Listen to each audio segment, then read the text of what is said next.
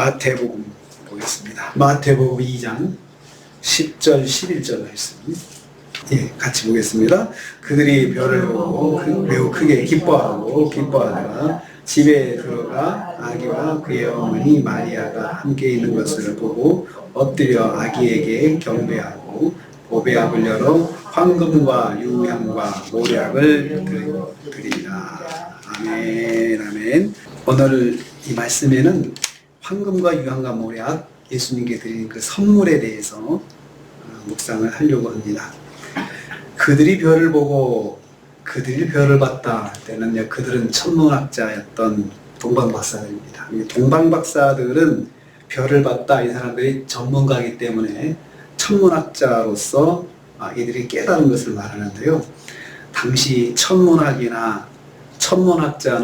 철학자였고, 철학자는 의학자였고, 의학자는 점성학자였습니다. 그래서 당시의 천문학자는 최고의 지성이었습니다. 그 사회에서 최고의 지성이었는데요.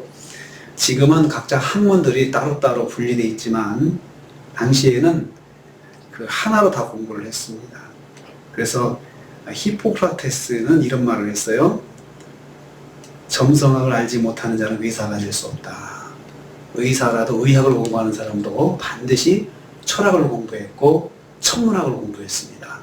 그래서 최고의 지성이 당시에는 천문학자였는데, 이 천문학자들이 별을 보고 가장 기뻐했다. 뭔가 자기들의 최고의 만족을 얻었다는 거죠. 이 사람들이 예수님 찾아왔습니다. 집에 들어가 예수님 계신 곳이죠. 아기와 그 모친 마리아와 함께 있는 것을 보고 엎드려 경배했다. 아기가 예수님이거든요. 최고의 지성인 천문학자들이 예수님, 막 태어나신 갓난아기인 예수님을 찾아왔습니다. 별을 보고 찾아온 거죠. 그리고 나서 그 엎드려 경배했다는 것은 왕에게 예를 다하는 것입니다. 이 사람들이 깨달은 거죠. 이분이 왕이시다. 이것을 깨닫고 와서 엎드려 경배하고 왕의 예를 다했고요. 그리고 그냥 온 것이 아니었습니다. 보배합을 열었다.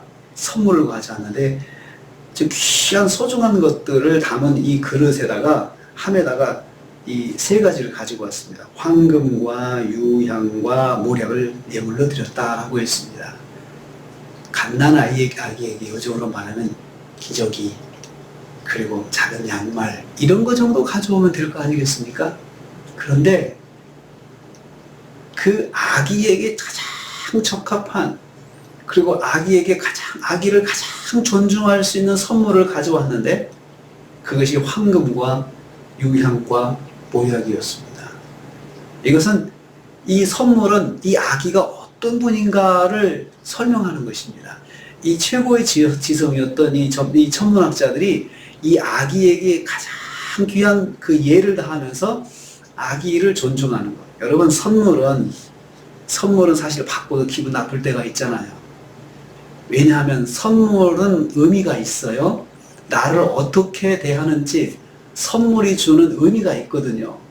가장 그 예를 다해서 하는 선물이 있고, 그냥 대충 하는 선물이 있습니다. 그래서 교회에서 종종 선물 교환하다가 상처받을 때가 있습니다. 선물을 정성껏 준비한 사람도 있지만 그냥 아무 생각 없이 그냥 아무 것이나 그냥 갖다가 포장해가지고 내시는 분이 있어요. 그래서 항상 선물 교환할 때는 항상 그 말을 합니다.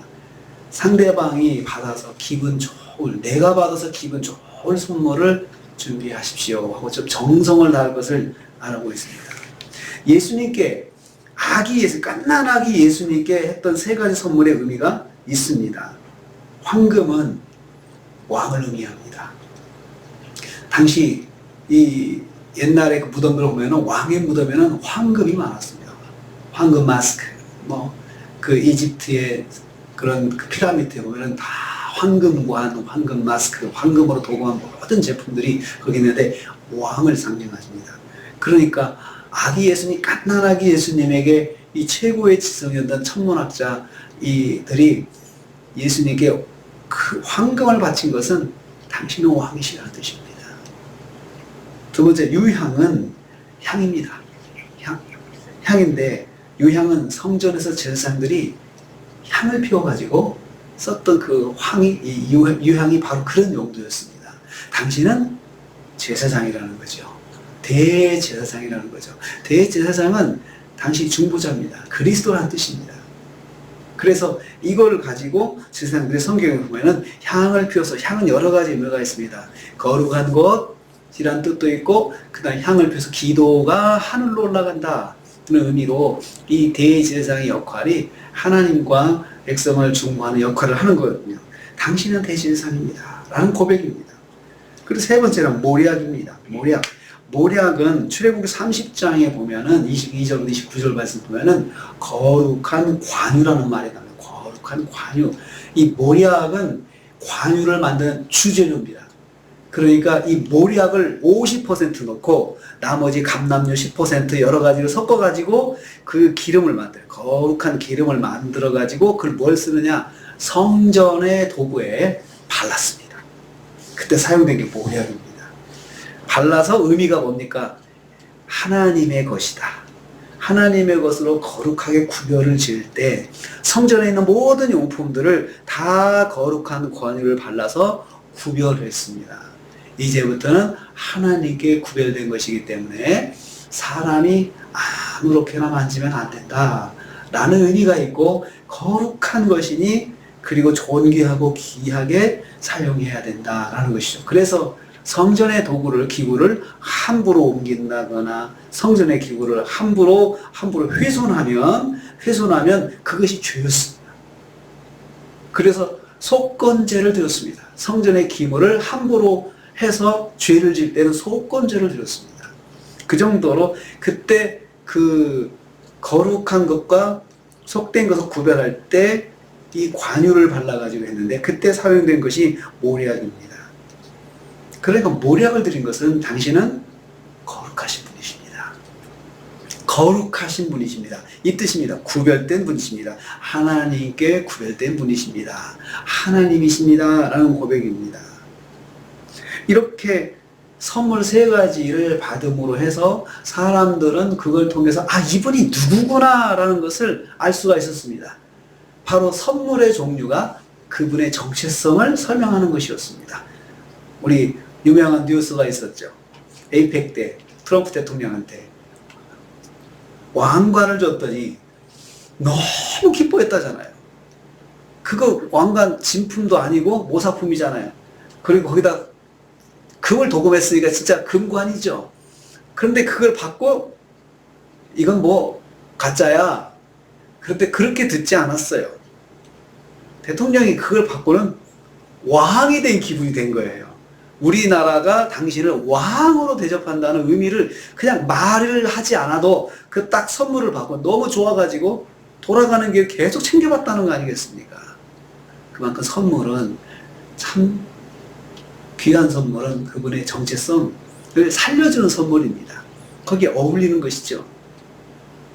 이렇게 성경은 이 말씀을 통해서 세계적인 석학이었던, 당시 석학이었던 이 천문학자들이 예수님을, 굳이 예수님을 그 먼 길을 찾아와가지고 그냥 갓난 아기에게 찾아와가지고 그런 예를 다하고 선물을 준 것을 통해서 이분이 왕이시고, 이분은 대제사장이시고, 그리스도시고, 이분은 거룩하신 하나님이시다 라는 이것을 보여주고 싶었던 거예요. 이 말씀을 기록을 통해서. 그런 말씀을 보는 우리한테 어쩌라는 것입니까? 그분을 왕으로 믿어라. 만왕의 왕 예수 그리스도로 믿어라 한다는 것이죠. 그리고 두 번째는 믿고 그 예수님을 따라가는 삶을 살아야 된다는 것이에요. 우리한테 그걸 말씀하고 있습니다. 그리고 세 번째는 우리도 예수님처럼 구별된 삶을 살아야 된다. 세상에서 구별된 삶을 살아야 된다는 것을 우리한테 말씀하는 것이에요.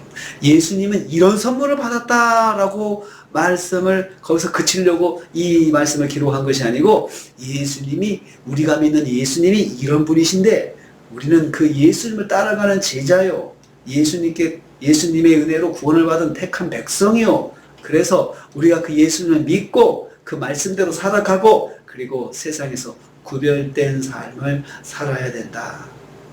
우리가 세상 사람들과 구별된 게 뭐겠습니까? 새벽마다 예배 드리는 거 있잖아요. 다르잖아요, 사람들하고. 이게 다른 것입니다. 구별된다고 하는 것은 다른 삶을 사는 것입니다. 그리고 우리가 주일마다 예배당 가서 예배 드리잖아요. 이번 크리스마스 얼마나 없으니까 목금 토주 연휴 다 해가지고 하루 월차 내가지고 그냥 사람들은 해외로 어디로 다 가잖아요. 예수도 안 믿으면서 크리스마스는 또 얼마나 잘 노는지 몰라요. 그러니까 그래서 그렇게 혜택을 보고 살고 그렇게 하며 살지만 우리는 크리스마스 제일 중요한 게 예배잖아요. 이게 구별된 것입니다. 구별된 것이에요. 그러면서 또 말씀대로 살아가는 것이 구별된 것이에요. 세상 사람들은 그렇게 하지만 우리는 그렇게 하지 않는다. 세상 사람들은 그렇게 말하지만 우리는 하나님 믿는 사람으로서 예수 믿는 사람으로서 그렇게 하지 않는다. 그런 말은 하지 않는다. 라고 하는 것. 이것이 구별된 삶을 사는 것입니다. 성탄절날 나는 은혜를 받으실 줄로 믿습니다. 이 선물을 통해서도 우리가 예수님이 이런 선물을 받았다는 것이 이런 의미가 있고 우리가 예수님을 닮아서 우리도 거룩한 삶을 구별된 삶을 살아야겠다라는 그 말씀을 주셨다라고 기억하시면서 또한 남은 시간도 그리고 남은 날들도 우리가 이 주님을 믿는 성도로서 말씀대로 살아가고 구별된 삶을 살아서 주님께 영광 돌리시는 삶을 사시기를 주님의 이름으로 축복합니다. 기도하겠습니다. 하나님 아버지 감사합니다.